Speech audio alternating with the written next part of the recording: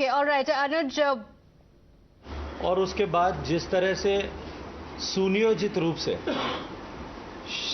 स्वतंत्रता सेनानी बालमुकुंद बिस्सा जी की मूर्ति के ऊपर काला और हरा कपड़ा और टेप लपेट करके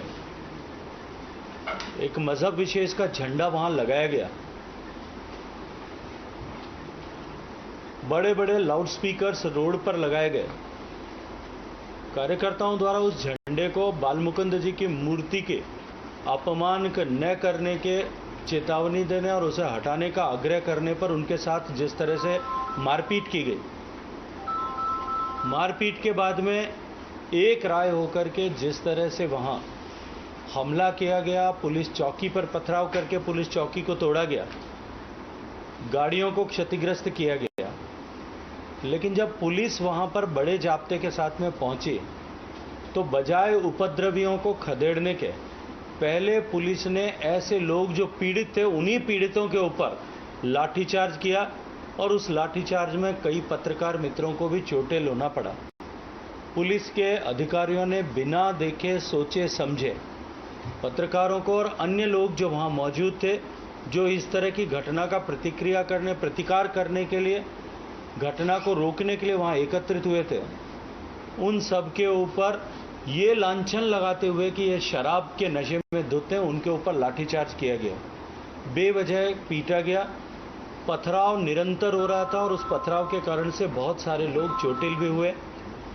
जैसा अभी माननीय जिलाध्यक्ष जी ने कहा, एक ही तरह के पत्थर जो या शायद किसी योजनाबद्ध तरीके से, और ऐसा मैं इसलिए कह पाता हूं क्योंकि अभी पिछले दिनों में जिस तरह से प्रदेश में करौली से लेकर के अन्य स्थानों पर जिस तरह की घटनाएं हुई है और जिस तरह से सुनियोजित रूप से छतों पर से पत्थर जो पहले से एकत्रित किए थे वो पत्थर बरसाए गए, ऐसा प्रतीत होता है कि इसी तरह की मंशा के साथ में तैयारी पहले भी की गई थी और जो है पथराव हुआ। रात भर पुलिस प्रशासन के साथ में बातचीत और वार्ता का दौर चला और वार्ता के बाद में ईद की नमाज शांति के साथ में हो। आदरणीय सूर्यकांता जी इतनी वय होते हुए भी सारी रात वहां बैठी थी और बैठ करके उन्होंने पुलिस प्रशासन के साथ में लोगों को समझाइश करके और उससे जो है मार्ग निकाला। लेकिन मेरा प्रश्न ये है कि सुबह ईद की नमाज के समय में ऐसा क्या हुआ, किसने किसको क्या कहा, क्यों लोगों को और किस तरह से उकसाया गया कि वहां से एक राय होकर के निकलने के बाद में जे शहर भर में इस तरह के हुड़दंग, तोड़फोड़, गाड़ियों को तोड़ के साथ तोड़फोड़, घरों में घुस करके लोगों के साथ में मारपीट, महिलाओं का अपमान, छोटी बच्चियों के कपड़े फाड़ करके उनके पांव तोड़ देना, दुकान में बैठे लोगों का दुकान में घुस करके तलवारों को लेकर के जाकर के सिर फोड़ देना, इस तरह की घटनाएं शहर भर में हुई। रास्ते में खड़ी हुई गाड़ियों के कांच तोड़े गए, घरों पर पत्थर फेंके गए, दुकानों के शीशे तोड़ दिए गए, लेकिन पुलिस और प्रशासन मौन बना हुआ मूक दर्शक की तरह देख रहा था। मेरा दूसरा प्रश्न ये है कि प्रशासन जब रात में इतनी बड़ी घटना हुई और इतनी बड़ी घटना होने के बाद में इस बात का अंदेशा था कि एक साथ में एक जगह इकट्ठे हुए 25-30 हज़ार लोग जो है वो किसी तरह की प्रतिक्रिया कर सकते हैं या किसी तरह की घटना को, बुरी घटना को अंजाम दे सकते हैं और समाज कंटक एकत्रित होकर के जो है किसी तरह का उपद्रव या बवाल कर सकते हैं। पुलिस और प्रशासन ने इसको पहले से तैयारी क्यों नहीं की? यदि तैयारी थी तो क्या दबाव था कि उसके चलते पुलिस ने इस तरह की घटनाओं को रोकने के लिए पहले से जो है योजना नहीं बनाई और पुलिस जाब्ते का डिप्लॉयमेंट नहीं किया? इसके बाद में सरे राह चलते हुए गांछा बाजार के एक युवक के पीठ में मोटरसाइकिल पर पीछे चलते हुए छुरा भोंक दिया गया। वो आज ऑपरेशन करके छुरा निकाला गया है। हॉस्पिटल में पहुंचने के बाद में भी 3 घंटे बाद में उसकी सर्जरी, जब हम सब लोग हॉस्पिटल पहुंचे उसके बाद में शुरू हुई। छुरा निकाला गया, वो अपने जीवन और मृत्यु के साथ में संघर्ष कर रहा है।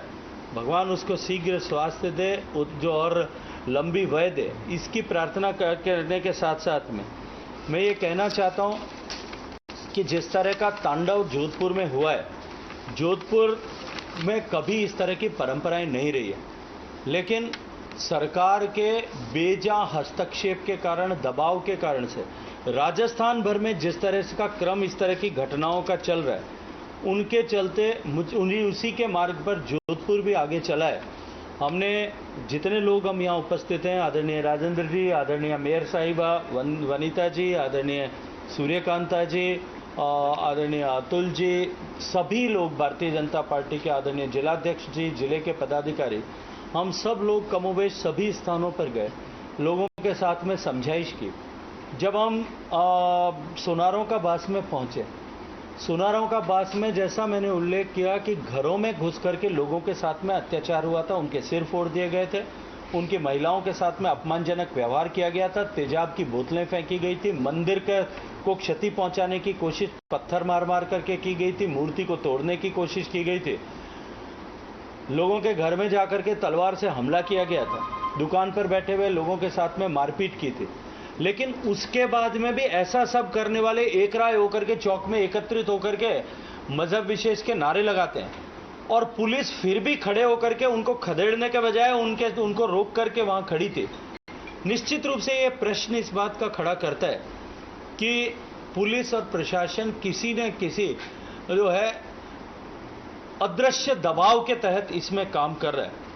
और मैं तो ये कहूंगा कि जब इतनी दर्दनाक स्थिति मुख्यमंत्री के गृह जिले में हो रही थी, तब मुख्यमंत्री रात को 12 बजे से लेकर के आज दिन में 3 बजे तक, जब उन्होंने एक ट्वीट करके फौरी तौर पर यह कहा कि मैं सबसे अपील करता हूं कि सब लोग शांति सौहार्द बनाए रखें, उससे पहले न तो इस तरह की कोई अपील जारी करते हैं, और 3 बजे के बाद में वो दूसरा ट्वीट करके लोगों से ये आग्रह करते हैं कि अभी मुझे कृपया, मैं व्यस्त हूँ इसलिए जो है गुलदस्ते न लेकर के आए।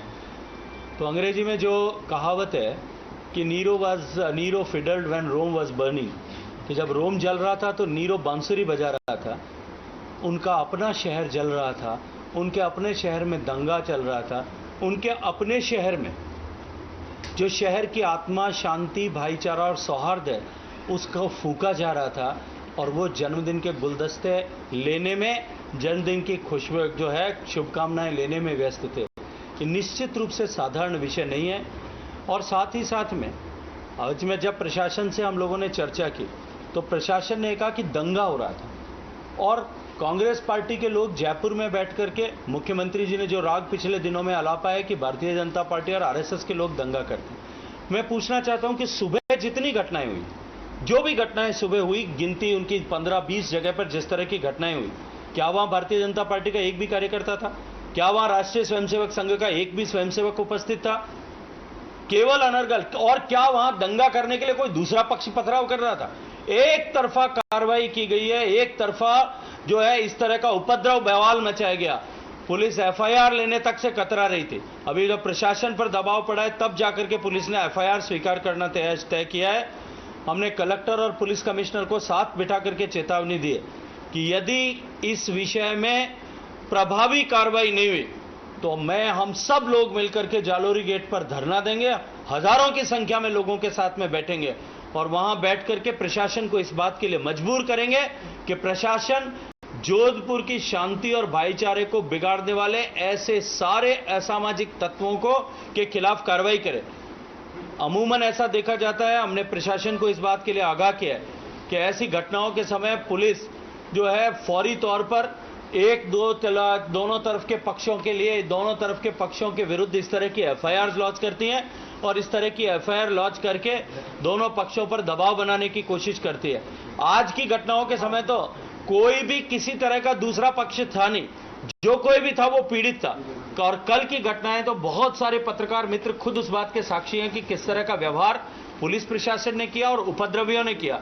आपके सामने है कि जो है कार्यकर्ता यहाँ उपस्थित हैं जिनके सिरों पे पट्टियां बंधी हुई हैं, लोग जो सामान्य जन जिनका कोई विषय नहीं था। मैं चाहूंगा कि एक बार आप इनकी भी चर्चा सुने, इनके मुंह से सुने कि किस तरह से व्यक्ति अपनी दुकान में बैठा था और उसके ऊपर आकर के हमला किया गया। किस तरह से एक छोटी सी बच्ची जिसका कोई लेना देना नहीं था, उस बच्ची के कपड़े फाड़ दिए गए, उसकी लज्जा भंग करने का प्रयास किया गया, उसकी टांग तोड़ दी गई।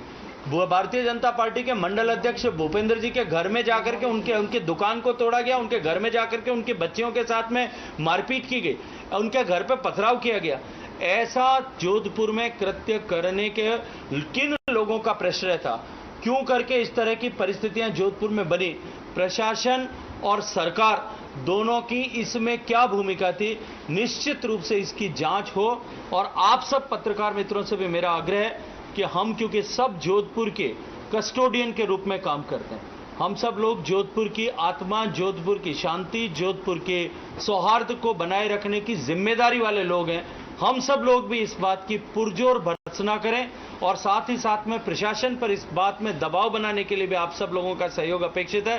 केवल राजनीति न हो, प्रभावी कार्रवाई हो और इसे सुनिश्चित करें, ऐसा मेरा आप सबसे आग्रह है।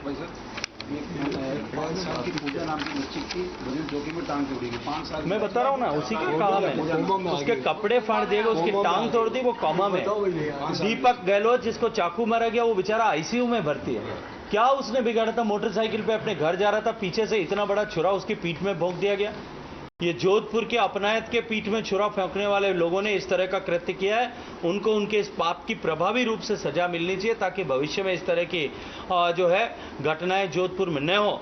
लेकिन जब मैं पीछे घूम करके राजस्थान भर में पिछले दिनों में हुए इस तरह के घटनाओं की तरफ देखता हूं तो मेरा दिल दहल जाता है, क्योंकि सरकार ने जिस तरह से इसका भी राजनीतिक लाभ लेने की कोशिश की है और जिस तरह से इस विषय को लेकर के भी राजनीति की है, मुझे लगता है कि जोधपुर की जनता को, जोधपुर के पत्रकारों को भी शायद न्याय के लिए हम सब के साथ मिलकर के संघर्ष करना पड़ेगा। बीजेपी कोई कमेटी बनाकर जांच करेगी उन दोषी अधिकारियों के खिलाफ जिन्होंने महापौर के साथ बदतमीजी की, पत्रकारों के साथ तोड़े?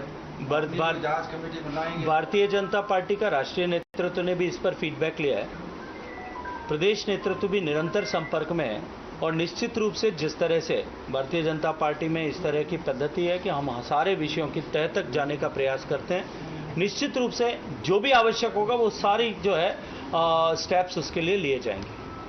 शासन जी को गिरफ्तारी हुई है, आपने शासन से बात की है? देखिए, प्रशासन ने मुझे ये कहा है कि अब तक हमने 8-9 लोगों को आइडेंटिफाई किया है।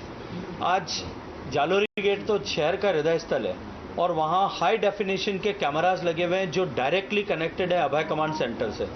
इसके अतिरिक्त सुबह जो घटनाएं शनिश्चर जी का थान रोड पर हुई है, वहाँ मल्टीपल कैमराज लगे हुए हैं। जहाँ बैंक का एटीएम तोड़ा गया है, उस एटीएम के ऊपर कैमरा लगा हुआ है। तो ये सारे प्रशासन जो है, अगर लीपा पोती करने की मंशा से न काम करे तो निश्चित रूप से सारे एविडेंस जो है उनके पास में है। हाँ, हेलो,